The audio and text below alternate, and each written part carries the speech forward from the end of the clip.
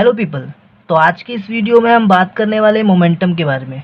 So let's understand ये momentum क्या होता है। तो मान लीजिए आपके पास ये ग्लास है, ठीक है। ये आपके सामने ये एक ग्लास रखा है और आपका एम है इस ग्लास को ब्रेक करना, ठीक है। तो इस ग्लास को ब्रेक करने के लिए आपके पास दो बॉल्स दिए गए, ठीक है। तो ये आपके पास सबसे पहला बॉल है, बट इस बॉल का मास 200 ग्राम है, ठीक है। और आपके पास एक दूसरा बॉल है, ये है वो दूसरा बॉल, और इस बॉल का मास 5 केजी, ठीक है। अब ये बॉल और इस बॉल दोनों को आप 10 मीटर पर सेकेंड की वेलोसिटी के साथ इस ग्लास के ऊपर थ्रो कर रहे हो, ठीक है। ये बॉल जो 200 ग्राम का है और एक ये बॉल जो 5 केजी मास का है, ठीक है। इन दोनों को आप 10 मीटर पर सेकेंड की वेलोसिटी के साथ इस ग्लास के ऊपर फेंक रहे हो। तो आप बताओ आपके हिसाब से कौन सा बॉल इस ग्लास को ब्रेक कर देगा। आपका आंसर होगा ये 5 केजी मास वाला बॉल। तो आप करेक्ट हो। यस, ये जो है ये आसानी से इस ग्लास को ब्रेक कर सकता है। आइए इसी सिनेरियो को कुछ एक अलग वे में हम लोग समझते हैं। मान लीजिए आपके पास दो बॉल है और दोनों का मास इस बार सेम है, दोनों के दोनों 200 ग्राम्स के, ठीक है। बट अब यहाँ पर इस बॉल को आप 10 मीटर पर सेकेंड की वेलोसिटी के साथ इस ग्लास के ऊपर फेंक रहे हो, ठीक है। बट इस बॉल को आप 10 किलोमीटर पर सेकेंड की वेलोसिटी के साथ इस पर फेंक रहे हो। देखिए दोनों में डिफरेंस है। यहाँ पर आप 10 मीटर पर सेकेंड की वेलोसिटी के साथ इस ग्लास के ऊपर थ्रो कर रहे हो इस बॉल को, और वहीं इस बॉल को जिसका मास भी 200 ग्राम ही है, इसको आप 10 किलोमीटर पर सेकेंड की वेलोसिटी के साथ इस पर थ्रो कर रहे हो। अब आप बताइए दोनों में से कौन सा बॉल इसको आसानी से ब्रेक कर देगा। तो आपका यहाँ पे भी आंसर होगा ये वाला बॉल, है ना। तो यहाँ पर आपको क्या समझ में आया, इस बॉल और इस बॉल के पास ऐसा क्या था जिसके वजह से ये इस ग्लास को ब्रेक कर पाया। तो इसका आंसर है मोमेंटम। इस वाले बॉल और इस वाले बॉल के पास ज़्यादा मोमेंटम था जिस वजह से इस ग्लास को आसानी से ब्रेक कर पाया, और वहीं इन दोनों के पास उतना मोमेंटम नहीं था, इसलिए ये ब्रेक नहीं कर पाएंगे, ठीक है। बट ये लोग ब्रेक कर पाएंगे, ठीक है। मोमेंटम, तो मोमेंटम क्या होता है। तो कोई भी एक मास जो मोशन में हो उसके पास एक पावर होता है जिस पावर को हम लोग मोमेंटम बोलते हैं।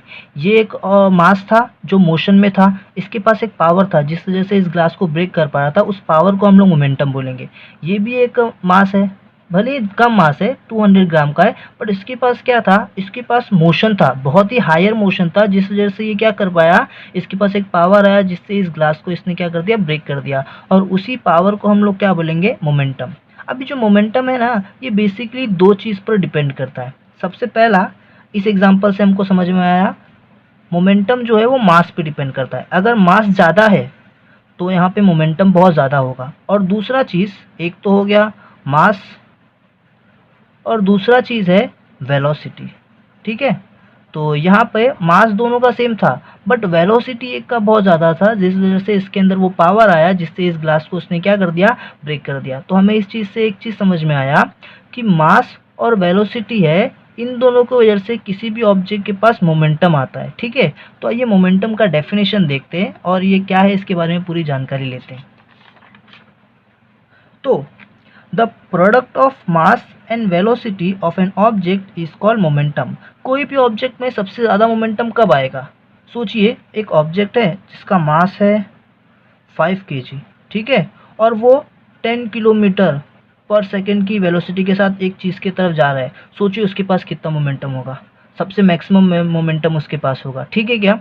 तो अगर किसी भी ऑब्जेक्ट के पास हायर मास भी हो और वेलोसिटी भी हो तब उसके पास मोमेंटम बहुत ज़्यादा होगा, ठीक है। तो उसी को हम लोग क्या बोलते हैं, मोमेंटम।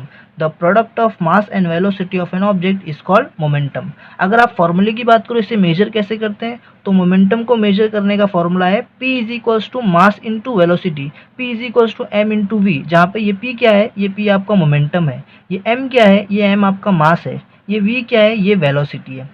अच्छा, ये जो मोमेंटम है इसका ऐसा यूनिट होता है kg मीटर पर सेकेंड। अच्छा, ये कैसे आया, आपको फॉर्मूला मालूम पड़ चुका है, momentum is equals to mass into velocity. Mass का ऐसा यूनिट होता है केजी और वेलोसिटी का ऐसा यूनिट होता है मीटर पर सेकेंड। तो इसी से यहाँ पे ये ऐसा यूनिट आया है, डेट इज केजी मीटर पर सेकेंड।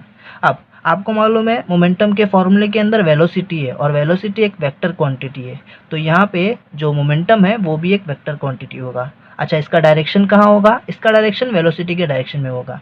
जैसे कि हमारे पिछले केस में हमने देखा था